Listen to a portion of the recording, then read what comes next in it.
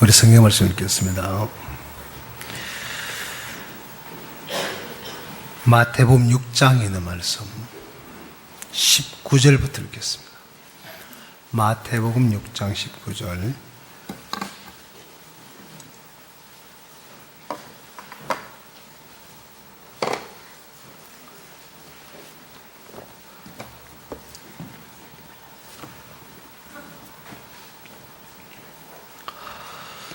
마태복음 6장 19절.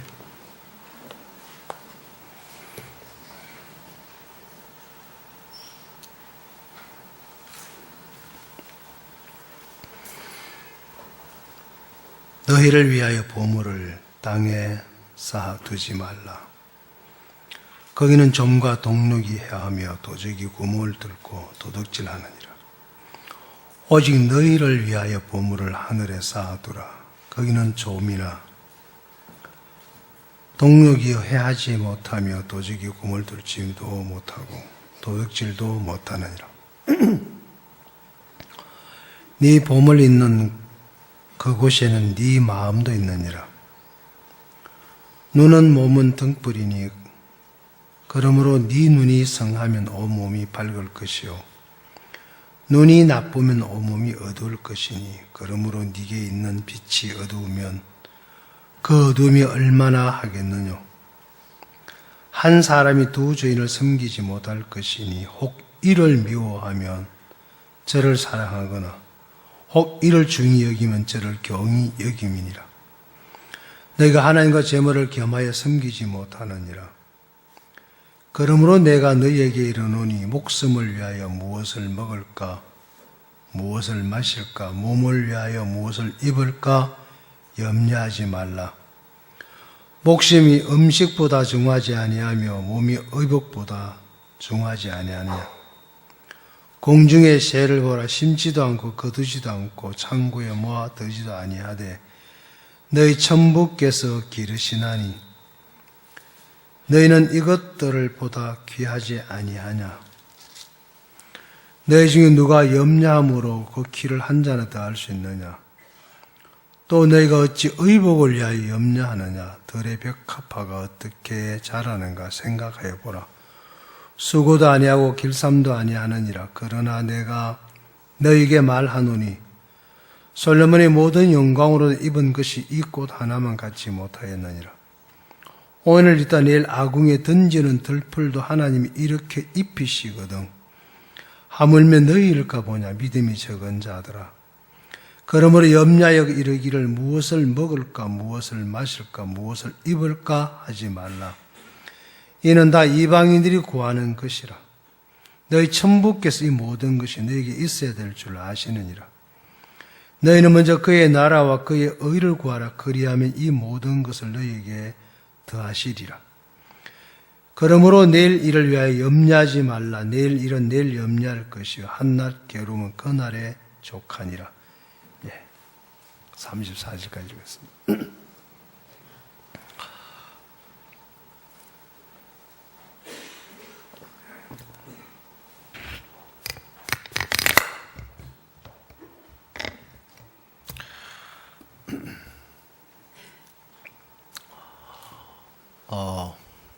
그냥 나오는 대로 얘기 좀 할게요. 제 나이 26살 때에 예수님을 만났습니다. 진짜 가난하고 먹을 게 없이 끼니를 굽는 것이 끼니를 때우는 것처럼 살던 그 시절에 태어나서 이 전라도처럼 넓은 땅이 있고 이런 도시가 아닌 양파를 좀 세하게 쫙 뻗으면 앞산과 뒷산이 걸려서 빨래를 넣어도 될 만큼 그런 골짜기죠. 저는 좀 듣기 좋은 말로 시골 그러면 좀 기분 나쁘고 산 사람. 산에서 태어나서 산에서 자랐고 여기 산이 굉장히 저한테는 익숙한 곳이에요. 그렇게 살다가 보니까 눈만 뜨면 먹는 것에 대해서 거의 집착하는 삶을 살아왔었습니다. 그래서 그 가난이 싫어서 벗어나 보려고 많이 몸부림을 치다가 제가 선택한 것이 가진 것도 없고 배경도 없고 가문도 안 좋고 아무것도 없는 그런 인생이 갈 수 있는 길이 몸 하나를 이용해서 살아가는 방법인데 거기 운동을 해서 성공하는 길이었었습니다. 그 뜻을 위해서 마음을 정하고 진짜 앞만 보고 죽으라고 달려왔는데 꿈도 펴보지도 못하고 인생이 21살 때 꺾여버리는 비극을 안게 됐었습니다. 그 일로 인하여 인생을 자포자기하면서 비관하고 원망하면서 인생을 살다가 엎친 데 겹친 식으로 허리가 망가진 상태에서 폐결핵까지 얻어서 결국은 제 주변의 모든 사람으로부터 버림을 받아서 내가 마지막에 간 곳은 길바닥에서 길거리에서 그냥 병든 몸을 가지고 뒹굴면서 죽기만을 기다리면서 살고 있었던 그런 모습이었습니다. 그때 저에게 찾아오셨던 분이 계셔요. 아직 살아 계시는데 그분은 고인이 되신 손을선 모친님, 목사님이 압곡동 삶 이야기하시면 꼭 그분이 나오십니다. 그분 동생이, 막내 동생이 저희 마을에 같이 살고 있었어요. 그 동생 되시는 분이 구원을 받고 그러분이 저하고 23살 차이 나요. 그 모친이 구원받고 계셨는데 저는 잘 몰랐죠. 아무도 돌아보거나 거들떠보거나 관심을 갖지 않는 저에게 어느 날 찾아와서 이렇게 말했습니다. 희진아, 나와 함께 교회 가자. 그 말 한마디에 제가 아무런 저항도 반항도 없이 그냥 따라간 그것이 계기가 되어서 제가 예수님을 만나고 주님 앞에 들어온 그날부터 저의 시작은 길바닥이었습니다. 가진 것도 할 수 있는 것도 아무것이 없는 누군가의 도움과 손길이 없이는 스스로 살아갈 수 없는 그곳에서 주님은 저를 만나주셨고 그런 나에게 주님은 관심을 가져주셨고 그런 나에게 주님은 끝없는 투자와 관심으로 저를 이끌어 주어서 지금 여기에 여러분 앞에 서 있습니다. 그 주님 안에 살아왔던 날들이 굉장히 제게는 큰 복으로 남아 있습니다. 참 많은 어려움도 있었지만은 그냥 복음을 듣고 이 복음이 좋아서 그 말씀을 따라서 오다가 보니까 하나님이 저를 목사를 만들어 주셨고 하나님은 저를 이 복음을 전하는 이 직분을 맡겨 주셨고 이 복음을 전하는 동안에 잘 전하든 못 전하든 성과가 좋든 나쁘든 그저 이리저리 뛰어다니면서 복음을 전하고 있는 제 삶 속에 필요한 걸 다 주셨어요. 여러분이 오늘 보고 있는 것처럼 정말 이 선교회 안에서 저를 여기까지 만들어주신 종이 있는데 마옥수 목사님이십니다. 제가 처음에 이 말씀이 너무 좋았어.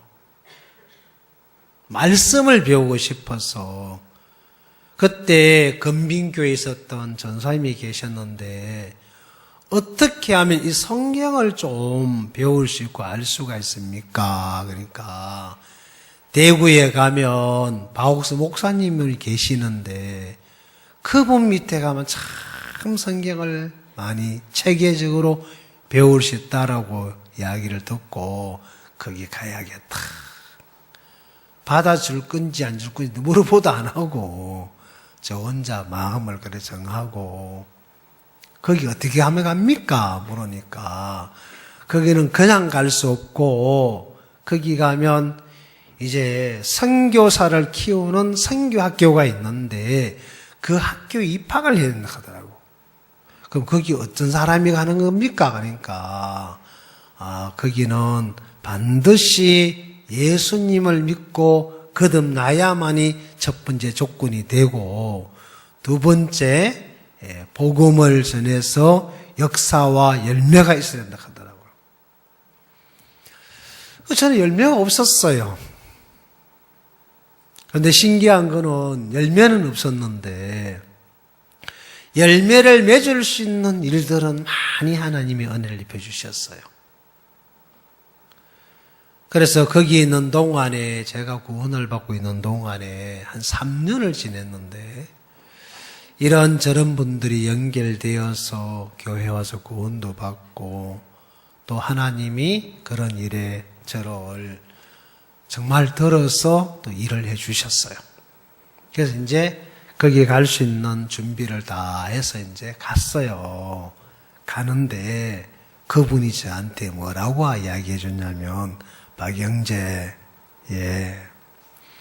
대구 가서 원서를 내고 그 박옥수 목사님께서 무슨 말을 해도 절대로 그 교회를 떠나오면 안 됩니다. 그러더라고요. 왜요? 그러니까 오면 그 길로 끝입니다. 어쨌든 버티고 개기고 거기 눌러붙어 있어야 됩니다. 알겠습니다. 뭐 그거는 자신 있습니다. 그 이제 가서 이제 입학 원서를 내고, 그 이제 목사님이 아침에 이렇게 선교 학생들하고 예배당에 앉아서 상을 펴놓고 공부를 하더라고요. 이제 원서를 딱 훑어보시고 한참 보시더라고요. 그때 이제 간증문도 있고, 그 다음에 자기 소견서도 있고 있었어요. 저는 거기 이제 뭐라 썼냐면은, 저는 전도자가 되는 게 너무 싫습니다. 벌이가 너무 어렵게 사는데 저는 굶고는 못 삽니다. 그래서 저는 여기에 온 것은 성경이 너무 좋아서 성경을 좀 배우고 싶어서 왔습니다. 저를 받아주시면 이제 이곳에 와서 성경을 좀 배우고 그 말씀을 통해서 남은 삶을, 믿음으로 사는 삶을 살고 싶어서 성경을 배우러 왔습니다. 이게 이제 내 소견서고, 이제 구원받은 간증문하고 2개를 써서 갖다 드렸어요. 그때 당시는 잘 몰랐는데 목사님 간증을 하신 걸 들어보면 그 간증문을 다 읽으셨는데 지금까지 기억하고 계시는 거 보면 진짜 신비로워요. 저보다 더 잘하셔요. 그리고 이제 있으니까 다 읽으시고 난 다음에 나를 보고 두고 보자 하시더라고요. 그리고 아무 말씀이 없었어요. 가타부타. 나도 이제 앉아가지고 같이 앉아 있었죠. 책상 앞에서. 그래, 목사님이 이제 말씀을 전하시고 한 사람들 몇 명 없더라고요. 앉아있는 학생들이. 거의 다 늙은 학생들만 앉아있더라고요. 그런데 충만하게 말씀을 전하시고, 1시간 지나고 나서, 나를 딱 쳐다보고, 박영재 왜 안 갔어? 그러시니까, 가래요. 어디요? 집으로 가래요. 옳지, 드디어 올 것이 왔구나. 가만 안 뒤야. 그리고 이제 버텼죠. 그러시고 이제 가라 하고 이제 목사님 또 이제 다른 일을 하셨어요. 그리고 이제 앉아 있었는데, 다음 2번째 시간 수업을 또 하시더라고요. 또 한참 하다가 말씀을 전하 말고, 이제 이렇게 둘러보다 딱 눈이 마주쳐 버렸어요. 아직도 안 갔네? 말씀 전하다 마시고 막 가라고 그러시는 거예요. 그래가지고 이제 분위기가 너무 막 가라는 분위기가 너무 강해가지고 이제 책을 들고 일어섰으니까 다시 또 이제 막 성경 읽으시고 말씀 전하시고 얼른 옆에 가서 또 앉았거든요. 옆자리 닦아가지고. 그러니까 한참 말씀 전하고 둘째 시간 끝났어요. 그걸 보요. 아니 안 가고 왜 거기 가서 앉아 있냐고. 그래가지고 이제 막 엄청 많이 야단을 들었어요. 가라고. 그래가지고 어쩔 수 없어서 이제 그 상 앞에 앉아있는 선교학생들 자리에서 물러나와서 뒤로 오니까 그때 이제 박정수 목사님이 집사님으로 계실 때에 저 뒤에 이제 책상이 있는 그 앞에 앉아 계시면서 박인재 이리 와 하면서 그러니까 이제 그 박정수 목사님이 집에 가야 돼. 여기 있으면 안 돼. 예? 그래야 돼요? 아, 나 가기 싫은데요? 그래도 가야 돼. 그래가지고 그 뒤에 박정수 목사 앉아가지고 소리 들리잖아요. 수업을 다 들었어요. 너무 좋은 거예요. 그러고 있다가 3시간 수업을 맞추고 나서 그 뒤에 있으면 안 돼. 박인재 집에 가. 하면서 막 소리 크잖아요. 이제 끝이구나. 그래서 이제 머무짓거리 있으니까 이제 박정수 목사님이 가라고 이렇게 해서 이제 밀어내서 밀려 나와서 지금은 이제 그 가면은 아마 현재 근무를 안 쓰고 있을 겁니다. 대구 중앙교회 옛날 그 교회가 수리되기 전이었었습니다. 그 이제 선교학생에서는 방인대 가서 앉아가지고 넋을 놓고 있으니까 수업을 다 마치고 이제 선교학생들이 오더라고요. 그때 그 선교학생들이 잘 보고 집에 돌아가라고 여기서 안 된다고. 그래서 이제 마음에서 접었어요. 아, 하나님이 나를 이곳에 와서 성경 공부하는 걸, 배우는 걸 기뻐하지 않으시구나. 그래, 나 같은 놈을 하나님 쓰겠나. 그래가지고 이제 마음에 접고 돌아가면 끝이란 말을 들었기 때문에 인생 끝이구나. 울면서 돌아갔거든요. 자, 세상도 버림받고 여기도 버림받고 내 갈 곳은 시골 꼴짝 벌판이구나. 그리고 이제 돌아와서 있는데 한 며칠 지났어요. 며칠 지났는데 그 건빈에 계셨던 전도사님이 제가 사는 동네 반포까지 찾아와가지고 막 어디 산지 모르니까 막 온 동네에서 박영재 그런 소리 안 하거든 우리는요. 이름 부르지. 그래서 이제 소리에서 나가 보니까 그 전사님이 나를 찾아서 온 동네를 돌아다니면서 찾고 있었어요. 그 나오니까 박인재 어디 있었냐고. 왜요? 그러니까 대구서 전화가 왔는데 다음 주 월요일 날 대구 교회 오래. 왜요? 그러니까 합격했대.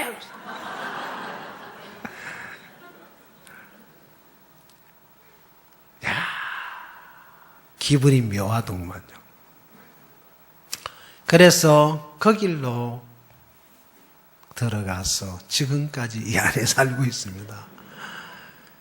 진짜 그때 가진 것도 없고 아무것도 없는 그런 인생이었는데 그날부터 하나님은 나를 이 선교회 안으로 옮겨놓고 하나님의 종인 바옥수 목사님이 제 인생을 만들기를 시작했어요.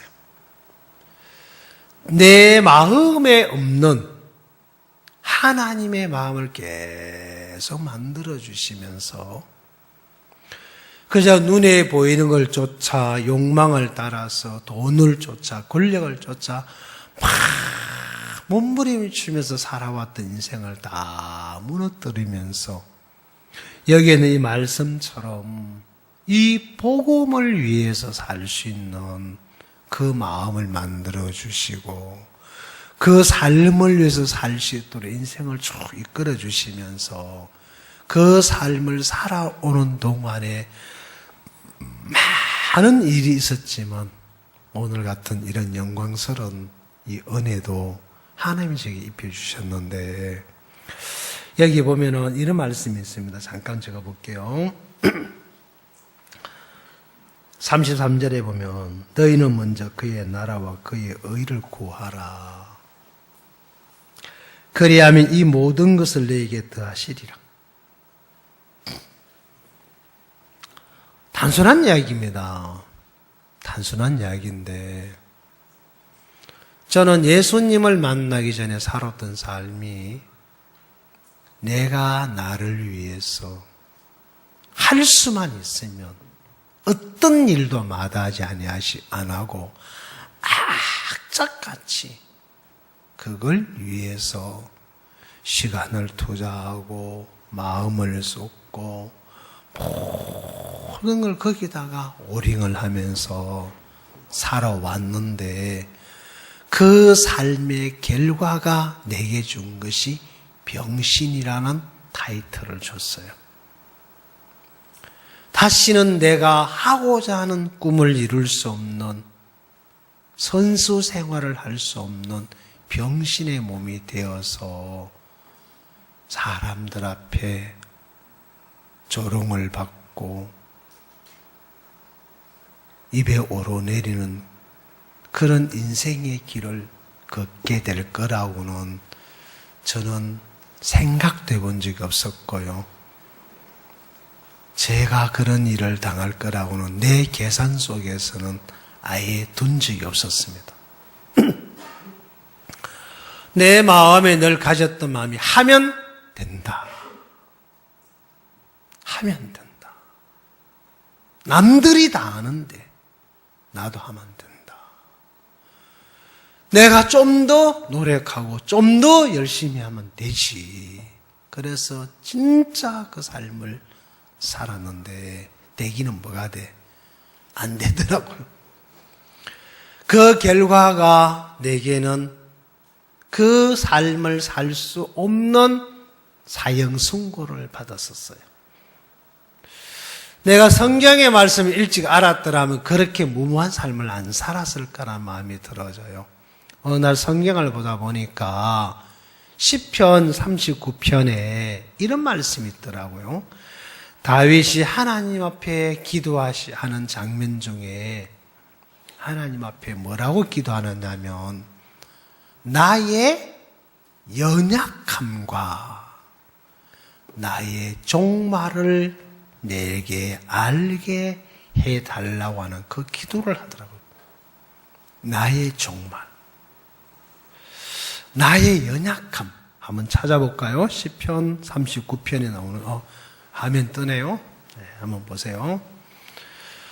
39편 4절에 여호와여 나의 종말과 연한의 어떠함을 알게 하사 나로 나의 연약함을 알게 하소서. 나의 종말, 내가 갖고 있는 이 마음을 가지고 이런 삶을 내게 살게 되었을 때에 이 삶의 결과가 나에게 어떻게 다가올 것인지 우리는 늘 잘 될 거야, 좋을 거야, 이렇게 하면 돼 하는 좋은 마음으로 그렇게 시작을 합니다마는 그 일을 가보면 실패가 있고 망하는 게 있고 어려움이 있고 고통이 있고 괴로움이 있는 것을 우리가 진짜 못 견디잖아요.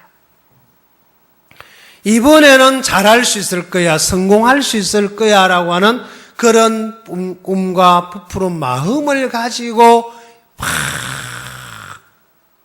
달려들고 투자를 하는데 정말 그렇게 잘 될 것처럼 가다가 어느 날 거기서 한 방에 날아가는 거예요. 제가 서울 대연집회 때 만난 친구가 있었어요. 젊은 사람인데 나이가 39이에요. 나 처음에는 한 20대 후반, 30대 중반 하여튼 그 정도 된 줄 알았어요. 이야기하다 보니 자기가 나이가 39이래요. 어디로 다 먹었지? 굉장히 어려 보여요. 그래 보니까 이 친구가 어린 나이에 객지 생활을 하면서 아버지가 세상을 떠나 어머니 혼자 계시는데 자기 밑에 여동생이 있었어요. 야, 결혼을 안 하고 여동생 결혼시킨다고 진짜 막 하루에 잠 3시간밖에 안 잤대요, 자기가. 그러면서 악착같이 일을 해서 돈을 모았는데 그 나이에 재산이 몇십억 대가 되는 재산을 모았어요. 그리고 그 돈을 가지고 동생 결혼을 시켜주고 아파트를 사주고 그렇게 하고 난 다음에 이제 자기 인생을 살아가다가 어느 날 진짜 마음에 드는 여자를 만났대요. 어떤 여자가 마음에 드는지 모르겠지만은 그래가지고 진짜 이제 막 그래가지고 마음이 이렇게 여자에게 빠져 사랑을 하다가 어느 날 자기에게 찾아왔던 친구가 있었는데 그 친구의 친구라 하는 사람을 통해서 그 이 친구가 이제 돈이 많이 있는 걸 알고 이제 보니까 그 돈을 어디 주식을 투자하면 돈을 많이 번다 그래가지고 이 친구는 아무것도 모르고 오직 일만 해왔던 사람이에요. 그래가지고 이제 거기에다가 투자를 하려고 하고 이제 돈 자기는 일하기 바쁘니까 그러면 그걸 투자해달라고 줬는데 이 친구가 나중에 알고 보니까 몇 년 전에 보니까 그 돈을 가져가서 정권에 투자를 해준 것도 아니고 다 닦아서 버렸어요. 거기 처음에 준 돈이 2억이라 하더라고요. 그러고 나서 이제 그 본전을 찾으려고 이래저래 하다가 8억을 날려버렸어요. 그리고 그 친구도 그 여자도 어느 날 바람과 함께 사라져버리고 혼자 남아가지고 이제 늘 밤마다 막 괴로워하고 고통하고 막 죽으려고 막 시도하고 그러다가 이제 교회를 어머니가 구원받은 자매님인데 그 어머니가 아들을 이끌어서 대연집에 데리고 온 거예요. 그래서 이제 이야기를 하다가 그 친구를 만나서 첫날부터 교제를 하는데 제가 그걸 보면서 야, 나도 예수님을 안 만났더라면 이 친구가 걸었던 이런 길을 똑같이 걸었지 않았을까. 그래서 내가 앉혀놓고 그랬어요. 왜 그런 일을 당할 수밖에 없느냐 하면은 모든 일을 시작할 때 망할 거라고 생각하지는 않았을 거다. 분명히 이거는 잘 될 거다. 성공할 거다. 더 좋아질 거다. 그래서 그렇게 말해주는 옆에 친구들이 사람들이 고마웠고 그래서 거기에다가 내 것을 맡기고 위탁을 하고 그렇게 투자를 하고 거기에 도전을 한 결과가 아니 그럼 처음에 그렇게 사기당했을 때 털고 말지 뭐 하려고 그걸 자기가 찾으려고 자기가 직접 정권에 손을 댔대요. 그래서 날린 게 6억이라 하더라고요. 사기당해서 2억 날라가고. 자, 내가 훌륭하다 했어요. 훌륭하다. 존경스럽다. 그러면서 이 성경 시편 이 39편이죠. 이 말씀을 펴놓고 교제를 시작했어요. 자, 그렇게 하는 내 삶의 결과를 내가 알 수 있었더라면 절대로 그렇게 안 했을 거다. 내 나름대로의 계산은 잘 되고 성공하고 많은 돈을 내가 더 소유할 수 있을 거라는 확실한 계산 속에서 그 일을 시작했을 거다. 그거는 내 계산법이고 성경적인 계산법은 그렇게 계산이 안 나온다. 그래서 이 다윗이 하나님 앞에 구하고 기도할 때 나의 종말을 나에게 알게 해달라고 했다. 그리고 나의 연약함을 나에게 알게 해달라고 했다. 사람이 다른 건 다 몰라도 자기가 무엇이 부족한지를 아는 사람은 그 하나를 알게 되면 어려움을 당하거나 망하거나 고통을 당하지 않는다. 그리고 내가 하는 이 일에 대한 결과를 내가 알 수만 있다면 이런 무모한 삶을 살지 않을 거다. 그걸 모르기 때문에 사람들은 자기 느낌이나 기분이나 감정을 따라가요. 성경은 너는 먼저 그의 나라와 그의 의를 구하라. 지금 내가 먹을 것이 없고 배고파 죽겠는데 하나님은 날 보고 먼저 하나님의 나라와 그 의를 구하라는 거예요. 그래서 제가 이 말씀을 읽다가 선교학 가기 전입니다. 허리를 다쳐 몸이 안 좋았어. 폐결에 걸려가지고 꼬락꼬락하면서 지팡이를 짚고 구원받고 나서 저희 마을과 금빈교회 중간쯤 가면은 큰 이제 계곡이 있는데 골짜기 있는데 거기에 이제 농장이 있어요. 마산에서 직장 생활하던 친구가 뭐 어떤 연유인지 모르겠지만은 거기에 와서 농장을 한다는 소리를 듣고 얼큰이 전도하러 가야 되겠다. 먼저 그 나라와 그 일을 구하라 했으니까 한번 가보자. 그리고 이제 갔어요. 성경책도 안 들고 전도하러. 전도가 뭔지도 몰라요. 그냥 갔어요. 어떻게 하는 건데? 아니 몰라. 그냥 갔어요. 금빈교회를 가니까 우리 모치님이 산에 고사리 끄고 갔다가 야 거기 누가 와서 살더라. 그러면서 이제 그 이야기를 하길래 거기를 갔어요. 걸어서 한 4시간 가니까 도착을 했어요. 가보니까 나하고 나이가 비슷한 또래예요. 결혼을 해서 벌써 아이가 2이나 있더라고요. 그리고 거기에 염소를 100마리를 사가지고 들어와서 염소를 키우고 있더라고요. 그래 거기 가서 이제 놀았죠 뭐. 가니까 미숫가루 타주지요. 그리고 앉아가지고 둘이 막 그 골짜기 혼자 사니까 이제 자기 마누라하고 둘이 사니까 얼마나 사람이 괴로웠겠어요. 그 비슷한 또래 놈이 오니까 재밌잖아요. 그래가지고 막 시간 좀 모르고 둘이 앉아가지고 이야기. 너는 어쩌다 이게 들어왔노 하고 나는 그럼 니는 어쩌다 그래 됐노 하고 그래 서로 이제 과거사를 쫙 얘기하면서 이제 지 이야기 내 얘기하고 주고받다가 점심 먹고 이제 해가 막 넘어가려고 하는데 이제 나서서 나오면서 뭐라 한지 압니까? 일요일 날 금빈교회 와라. 나 교회가 예수 믿는다. 참 좋다야. 니도 와라. 이게 전도였어요. 전도 이래 하는 거예요. 응?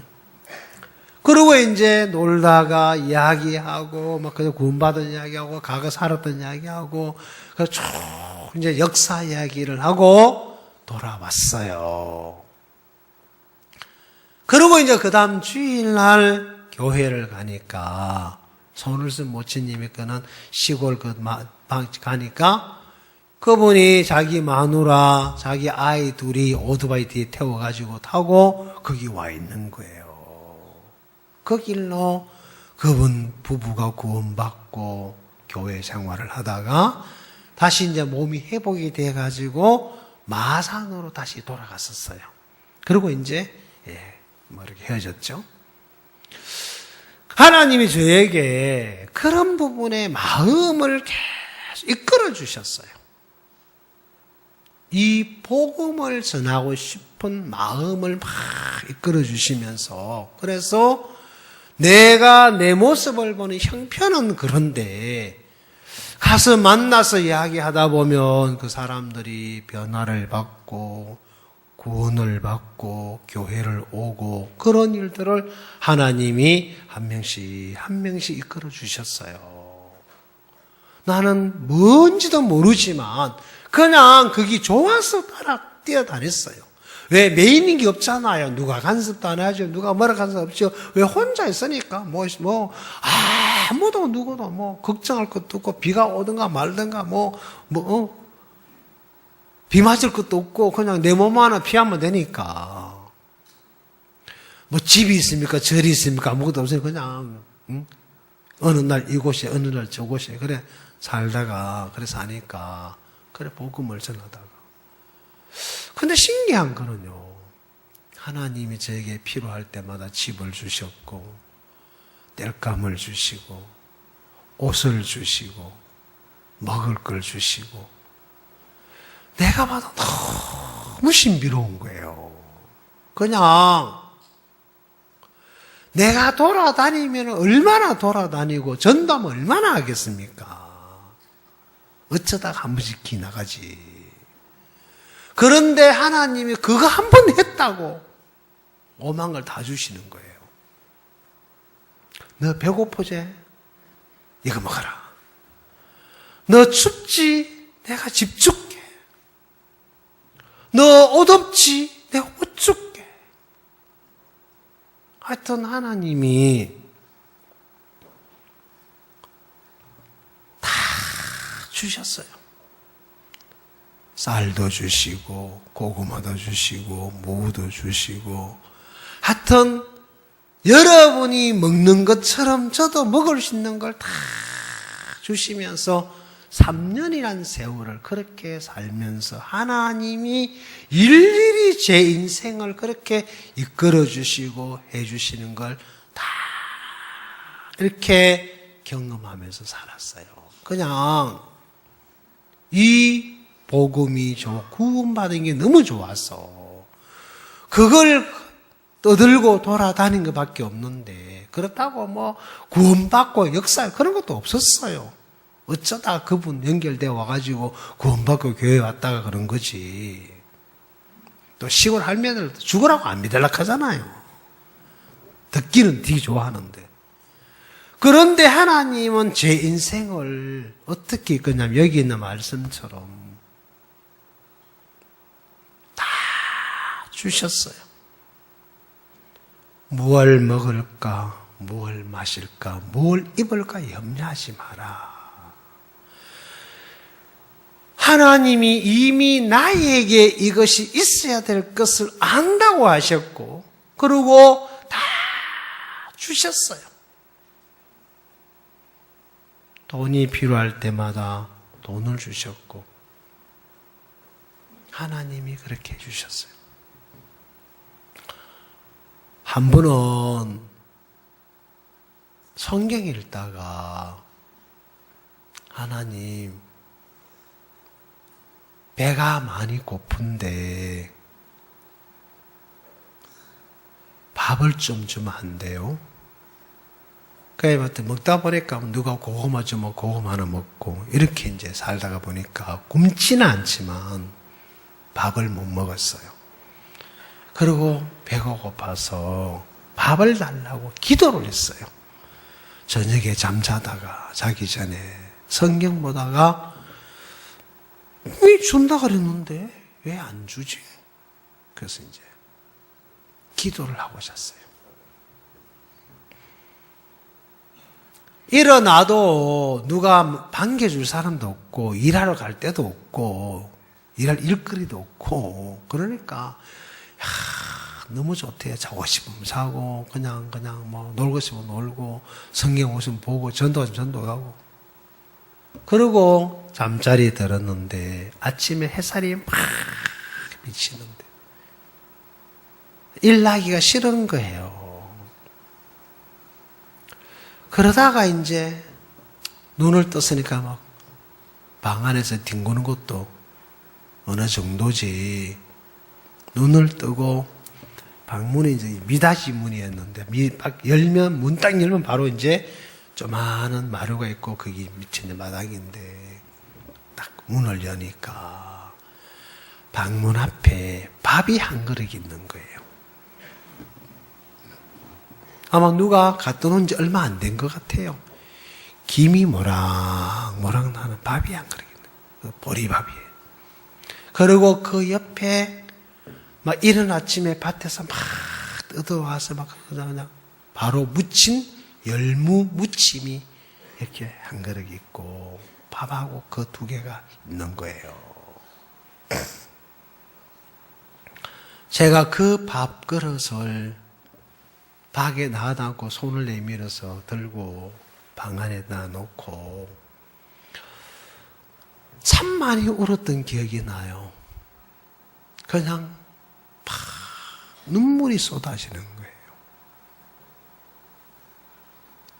배가 고픈데 밥을 보고 좋아서 온 게 아니고 하나님 내가 뭔데 어젯밤에 배고파다고 밥 달라고 했는데 밥을 주십니까? 내 육신의 형제지간들은 나 병들었다고 쫓아내고 버렸는데 당신은 나하고 뭔 상관이 있길래 내가 배고프다 한다고 밥을 주십니까? 그러면서 진짜 많이 울었던 기억이 나요. 하나님, 나 이런 당신을 버리고 지금까지 내 인생을 내가 살아보려고 그렇게 바라가며 살았던 놈입니다. 이제 당신을 믿고 살겠습니다. 근데 나는 가진 게 아무것도 없습니다.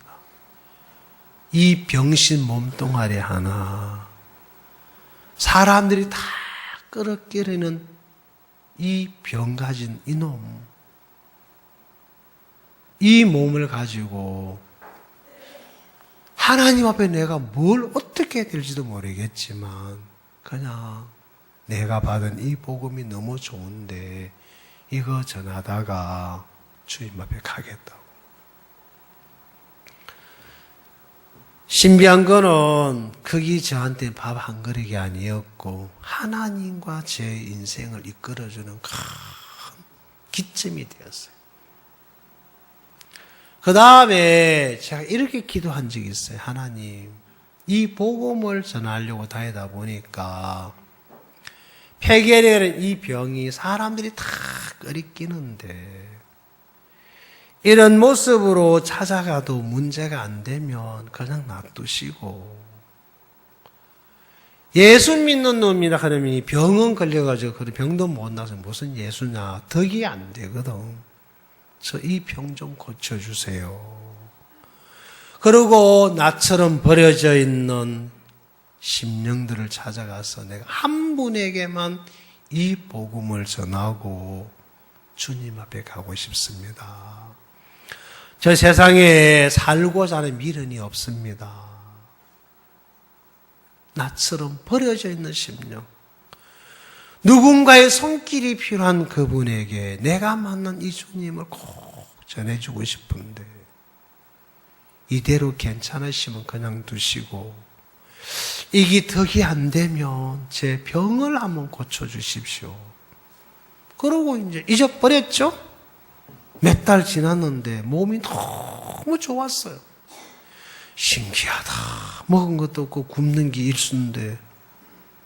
그래서 어느 날 보건소에 가서 검사를 해보니까 내 몸에 있는 폐결핵이 다 나섰대요. 그리고 허리도 괜찮아졌어요. 거짓말 같은 거예요. 아니, 그렇지 않을 거라고. 나 약도 안 먹었기 때문에. 아니라고. 그러고 있다가 다시 3개월 후에 또 가서 검사를 했는데 깨끗한 거예요. 야, 신비로운 거예요. 그냥 하나님을 믿은 것밖에 없는데, 그리고 말씀을 따라 살아간 것밖에 없는데, 하나님 제 인생의 모든 걸 도와주시는 거예요.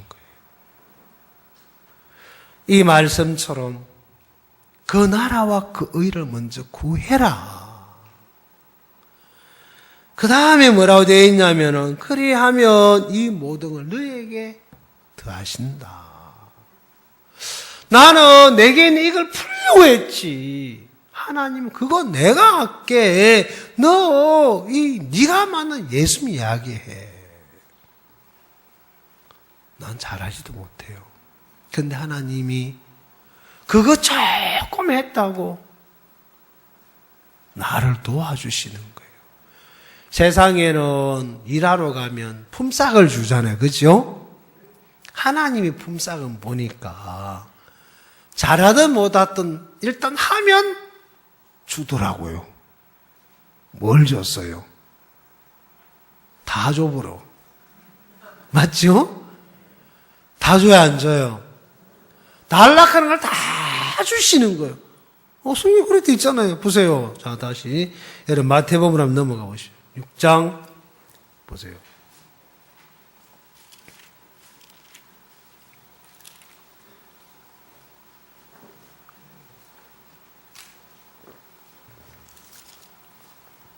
찾으셨나요? 6장 33절이죠. 너희는 먼저 그의 나라와 그 의를 구하라. 그리하면 이 모든 걸 너희에게 더하시리라. 이 모든 것 속에는 다 포함되어 있죠. 건강도 있고 재물도 있고 권력도 있고 권세도 있고 명예도 있고, 하여튼 없는 게 다 이 종합 세트예요. 종합 선물 세트 받아보셨어요? 그리하면 이 모든 것을 너희에게 뭐한다? 더하시리. 이거는 종합 선물 세트예요. 몇 가지 들었는지 아세요? 몰라. 1000가지 곱하기 10,000가지. 여기는 다 있어요. 건강도 있고 행복도 있고 기쁨도 있고 소망도 있고 모든 게 다 있어요. 그러시면서 하나님이 처음에 뭐라 하셨냐면 28절에 보면은 너희가 어찌 의복을 위하여 염려하느냐. 들의 백합화가 어떻게 자라는가 생각하여 보라. 수고도 안 하고 길쌈도 안 하느니라. 그러나 내가 너희에게 말하노니 솔로몬이 모든 영광으로도 입은 것이 이 꽃 하나만 갖지 못하느니라. 오늘 있다가 내일 아궁이에 던지우는 들풀도 하나님 이렇게 입히시거늘 하물며 누구? 너희일까 보냐. 하물며 시지나 너겠냐. 너의 가족과 네 친구와 세상은 너를 버리고 짓밟고 하지만 나는 너 안 버려. 나는 너 안 버려. 하나님이 저에게 그 이야기를 해주셨어요. 그러면서 무엇을 먹을까, 무엇을 마실까, 무엇을 입을까 염려하지 마라. 저는 예수님 만나기 전까지 이것에 목숨을 걸고 살아왔던 사람이었습니다. 예수 만날 때는 이걸 구할 수 있는 형편이 안 돼 있었어요. 끝나버렸으니까. 그러고 주님이 저에게 찾아오셨어. 나에게 이 복음을 전할 수 있도록 이끌어 주셨는데 그 삶을 살다가 여기까지 끌려오다 보니까 하나님은 내가 나를 위해서 입을 거, 먹을 거, 쓸 걸 챙기는 것보다 훨씬 더 야무게 확실하고 분명하게 하나님이 내게 주셨어요. 사랑하는 여러분, 이 말씀에 마음이 연결이 되어서 말씀에 이끌려 사는 사람이 있고 그렇지 못한 사람이 있습니다. 사도행전 20장 22절에서 24절을 읽어보면 사도 바울의 간증이 잠깐 나옵니다. 내가 심령의 매임을 받아 예루살렘으로 올라간다. 사람들이 나를 보고 거기 가면 너는 결박을 죽이려 온 사람이 기다리고 있다고 하나 나도 안다. 그런데 왜 가냐? 나 가야 된다. 왜? 내가 받은 이 복음의 사명을 마치려 하면은 나는 내 생명을 조금도 귀히 여기지 아니한다. 그게 바울의 마음이었어요. 왜 그런 마음을 가졌을까 하고 찾아보니까 이런 말씀이 있어요. 제가 한번 찾아봐 드릴게요. 자, 여러분 갖고 있는 성경 디모데전서라고 제가 기억하고 있는데 한번 찾아보겠습니다.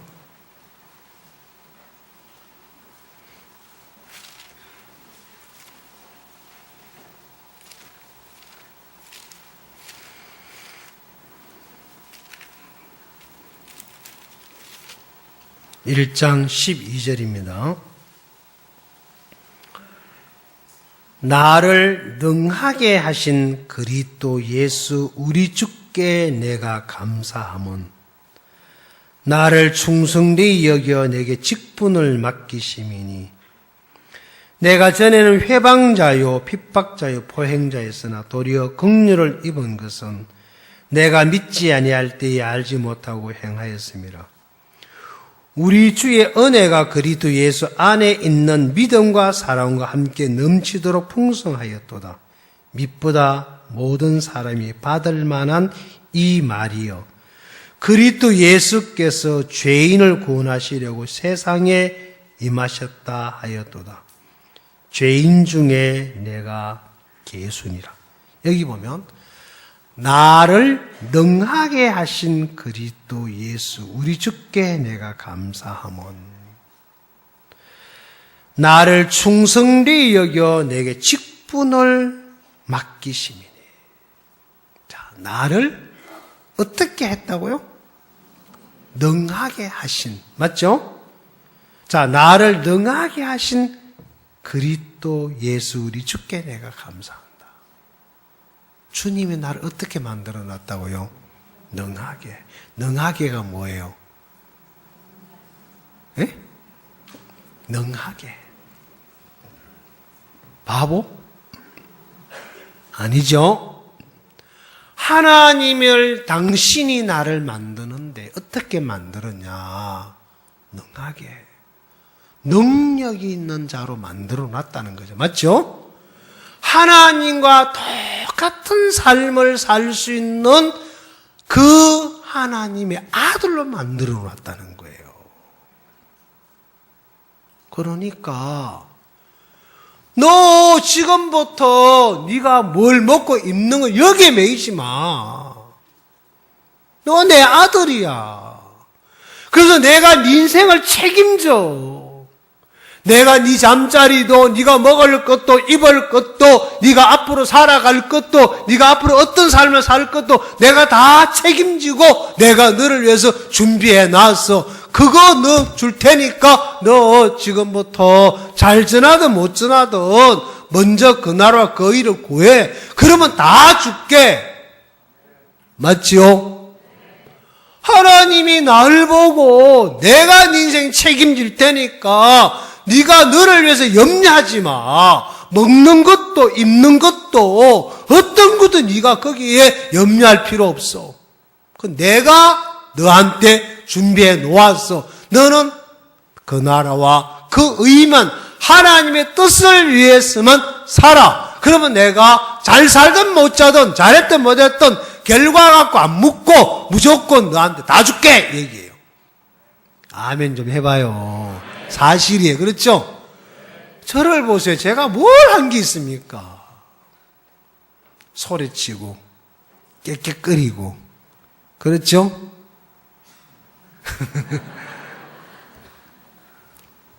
그밖에 없어요.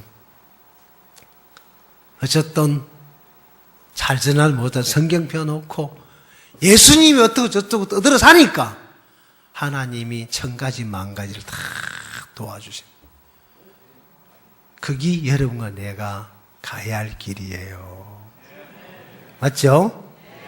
그래서 하나님이 나를 어떻게 능하게 만들어 놨냐? 자, 어떻게 만들어 놨을까요? 한번 찾아볼게요. 자, 여러분 갖고 있는 성경 에스겔 36장을 한번 펴보십시오.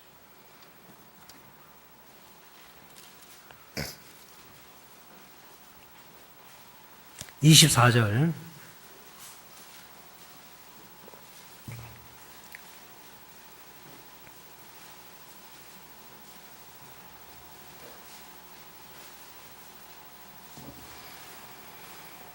(24절부터) 읽겠습니다. 내가 너희를 열국 중에서 취하여 내고 열국 중에서 모아 데리고 고토에 들어가서 맑은 물로 너희에게 뿌려서 너희로 정결케 하되 곧 너희 모든 더러운 것에서와 모든 우상을 섬김에서 너희를 정결케 할 것이며. 자, 누가 합니까?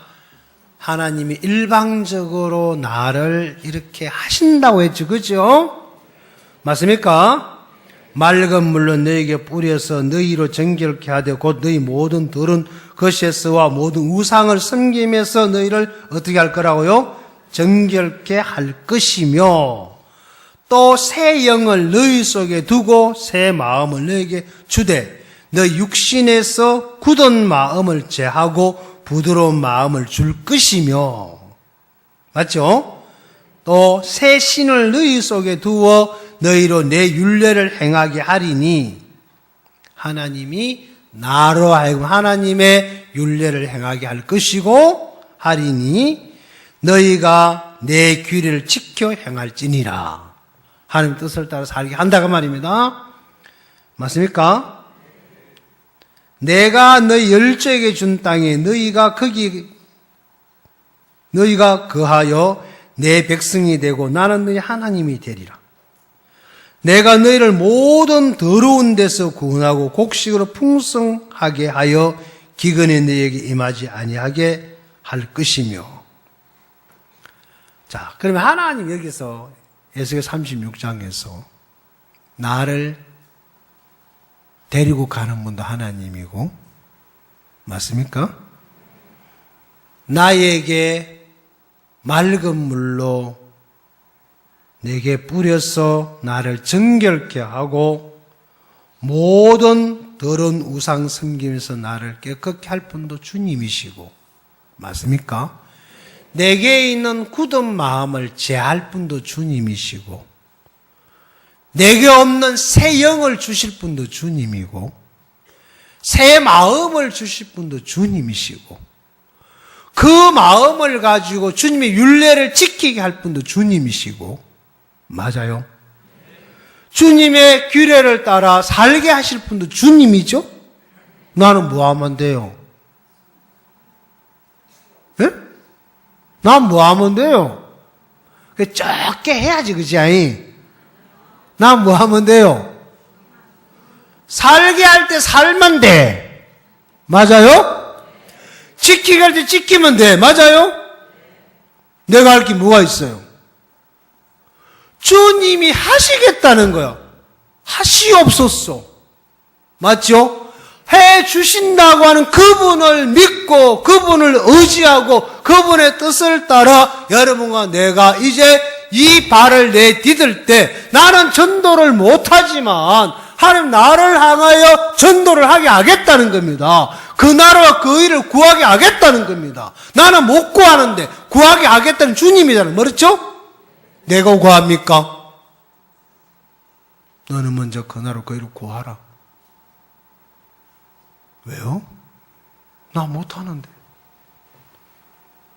나를 구원하신 그분이 내 안에 영을 바꿔 놓고 그걸 하게 해놨다는 겁니다. 자, 어떻게 바꾼지 한번 찾아봐 드릴게요. 여러분 갖고 있는 성경 누가복음 10장을 한번 배우십시오. 자, 어떻게 바꿔놨는지.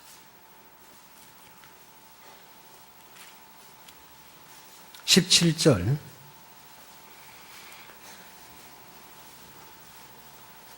칠십인이 기뻐 돌아와 가로되 주여 주의 이름으로 귀신들도 우리에게 항복하더이다. 예수께서 이르시되 사단이 하늘에서 번개같이 떨어지는 것을 내가 보았노라. 내가 너에게 뱀과 정갈을 밟으며 원수의 모든 능력을 제할 권세를 주었으니 너희를 해할 자가 결탄코 없느니라. 제자들이 주님의 말씀을 따라가서 복음을 전했어요. 입을 열어 말을 하니까 구원을 받아요. 이야, 신비롭다. 머리에 손 얹고 기도해버리니까 병자가 벌떡벌떡 앉아버리는 거예요. 어메, 이게 뭐요? 그리고 막 귀신 들려가지고 막 뛰댕이 미친 사람 잡으라고, 귀신아, 나가! 나가보는 거예요. 그런 거 해보셨어요? 저는 구원받고 진짜 신기한 걸 많이 봤어요. 그 손월수 모치님이 건빈에 계실 때 가끔 이제 같이 있다 보면 누가 막 뛰어와서 그 동네는 나이 많은 사람이나 젊은 사람이나 애는 전부 다 손자매님 그래요.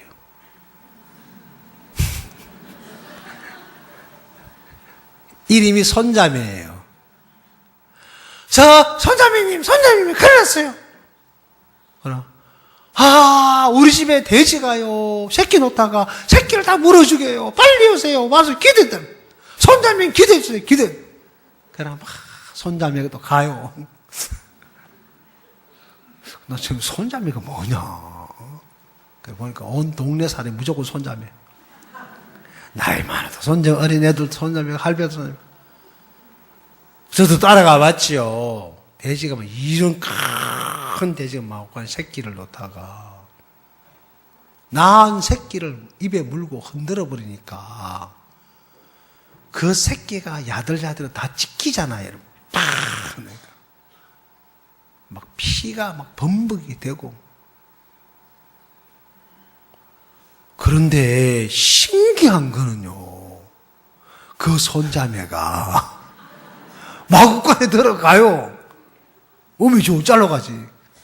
근데 딱 마구간에 발을 딱 내딛는 순간에 그렇게 거칠고 야생마가던 돼지가 그러면서 가만히 들어 누워요. 그리고 그 돼지 머리에 손을 얹고 한쪽 손은 덩어리에 손을 얹고 손자매가 기도를 해요. 눈 감고. 그러면 돼지가 꽉 한번 잘라고. 근데 신기한 거는요, 그렇게 막 불아리고 설친 돼지가 기도를 하는 순간에 조용한 거예요. 기도가 끝나서 마구간을 나오는데 그때부터 이 돼지가 자기 새끼를 안무로 뜯는 거예요. 제가 그런 걸요 여러 번 봤어요. 그래서 그 동네에 가서 손자매 어디 사요? 하면 다 알아요. 사람도 그렇고 짐승도 그렇고 하여튼 그 손자매하고 만나기만 하면 사람도 벌떡 앉아있고 신기해요. 돼지도 조용하고.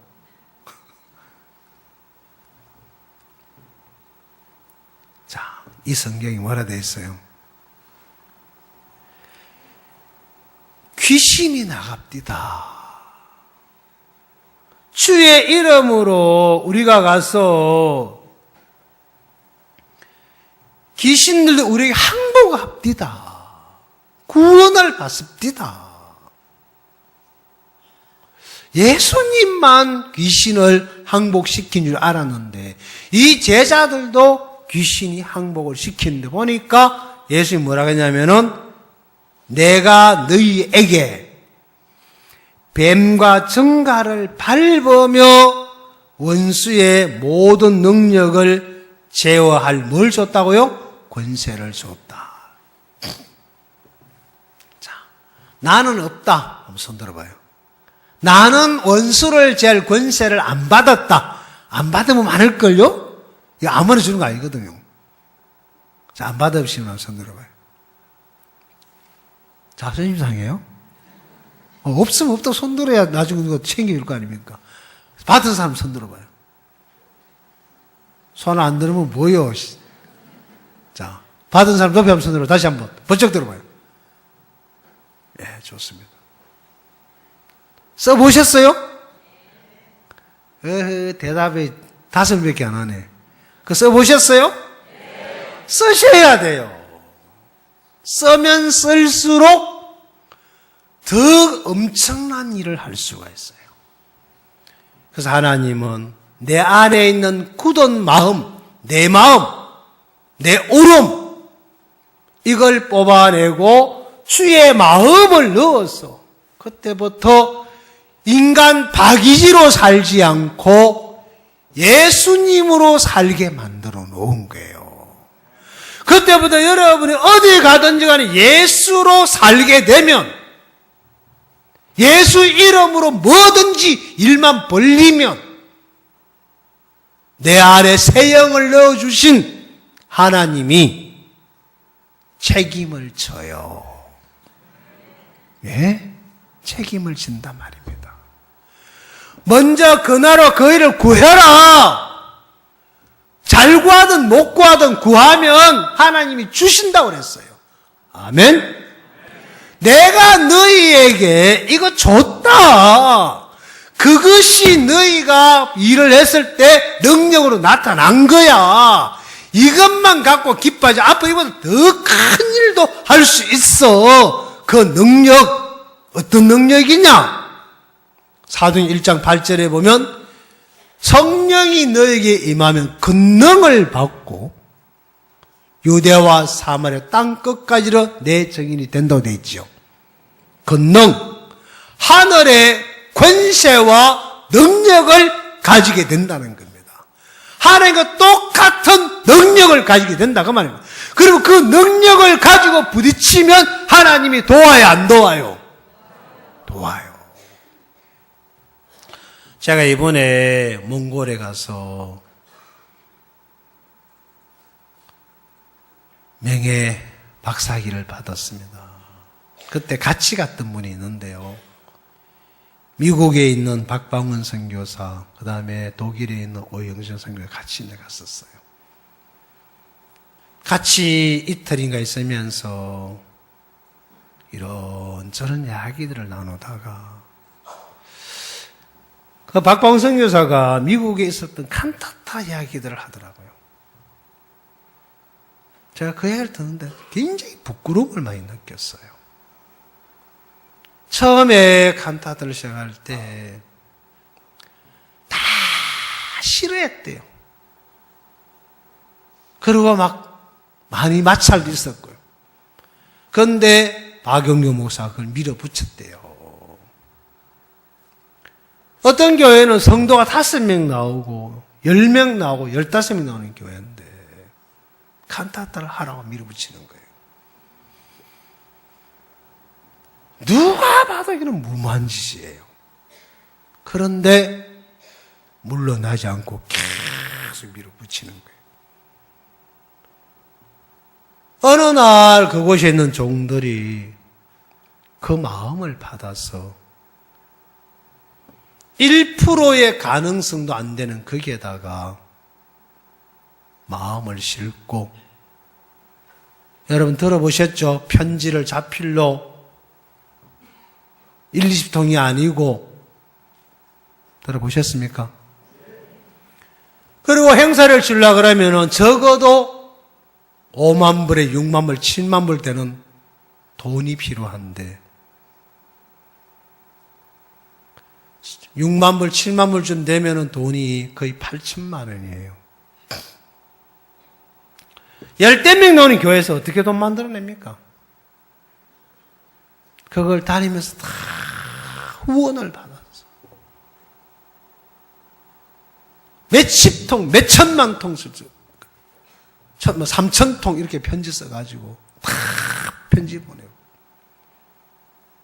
날밤을 세워가면서 사람들이 앉을 자리가 없이 미어 터질 정도로 그 일을 이루어내는 거예요.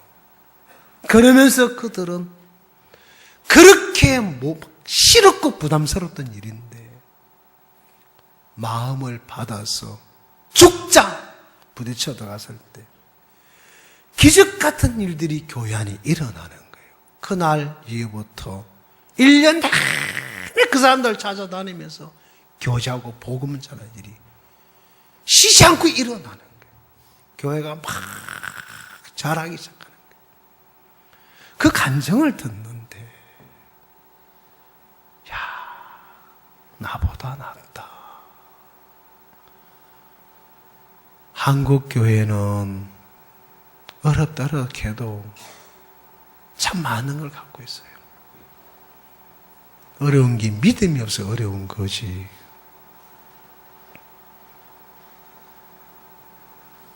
하나님, 당신은 일을 하고 싶은 거예요. 그 나라와 그 의를 구할 때 나를 도와주고 싶은 거예요. 하나님이 내 인생 일하고 싶은 거예요. 너 잘 못 지내도 괜찮으니까 내 일 좀 해봐. 그럼 내가 네 일 해줄게. 그래서 하나님은 우리를 끌어서 고토에 데리고 가서 맑은 물로 뿌려 씻겨서 죄를 씻어서 정결케 하고 내 안에 내 마음을 뽑아내고 그리스도의 마음을 넣고 그 주의 마음으로 살 수 있도록 새 영과 새 씨를 줘서 하나님의 이 뜻을 이룬 삶을 살게 해놓으신 거예요.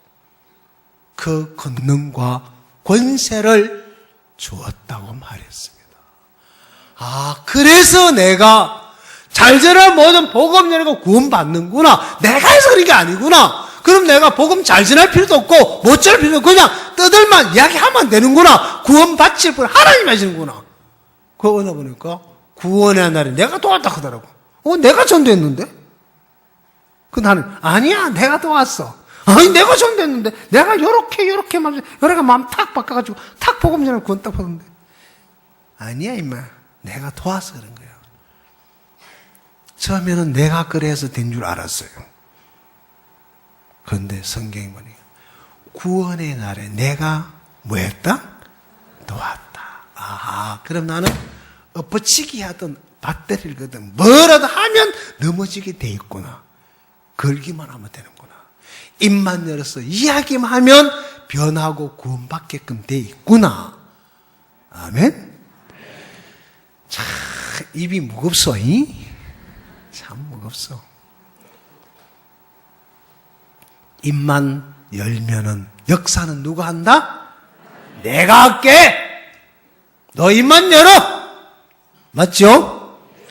그래서 입을 열어 이야기하니까요, 사람들이 다 변하는 거예요. 바뀌는 거예요. 신비롭더라고요. 우리 하나님이 주신 이 권능, 권세 묻어두지 마시고 나가 입을 열어 장사합시다. 알겠습니까? 하나님이 도우십니다. 그 하나님과 함께 여정의 삶을 살 수 있기를 바랍니다. 기도하겠습니다.